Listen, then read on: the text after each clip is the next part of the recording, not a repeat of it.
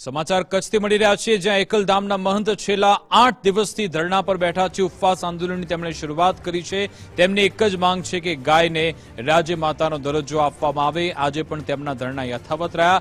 ગાય માતાને રાજ્ય માતાનો દરજ્જો આપવાની તેમણે માંગ કરી છે. તેમણે કહ્યું છે કે અમે અમારા માટે અનશન નથી કર્યું, અમે ગાય માતા માટે આ ઉપવાસ આંદોલન કર્યું છે. સરકારને આખરે શું તકલીફ છે કે કોઈ જવાબ આપતી નથી, તે સવાલ પણ આજે દેવનાથ બાપુ ઉઠાવ્યો. તેમણે કહ્યું કે જો જનતામાં રોષ ફેલાશે તો પછી અમને કહેતા નહીં, તેવું પણ દેવનાથ બાપુએ આજે કહ્યું. વહેલી તકે ગાય માતાને રાજા માતાનો દરજ્જો અપાય તેવી માંગ તેમણે ફરી એકવાર દોહરાવી છે. તમે અમને કહો, આ નરવા કુંજરવા બિલકુલ ન ચાલે.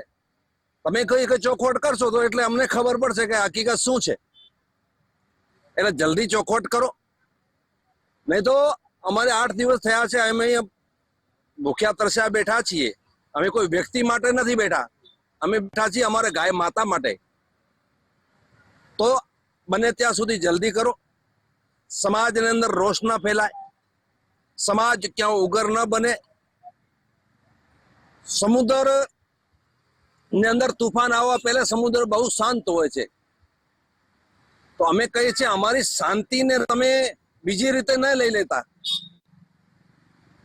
એટલે સરકારથી અમે નિવેદન કરતા આવ્યા છે અને આજે પણ નિવેદન કરીએ છીએ કે ગુજરાતની અંદર ગાય માતાનો ગાયને રાજ્ય માતાનો દરજ્જો મળવો જોઈએ અને જલ્દી કરો. એ કાર્ય તમારો હાથમાં છે ને જલ્દી પતાવો છો એમાં સારું.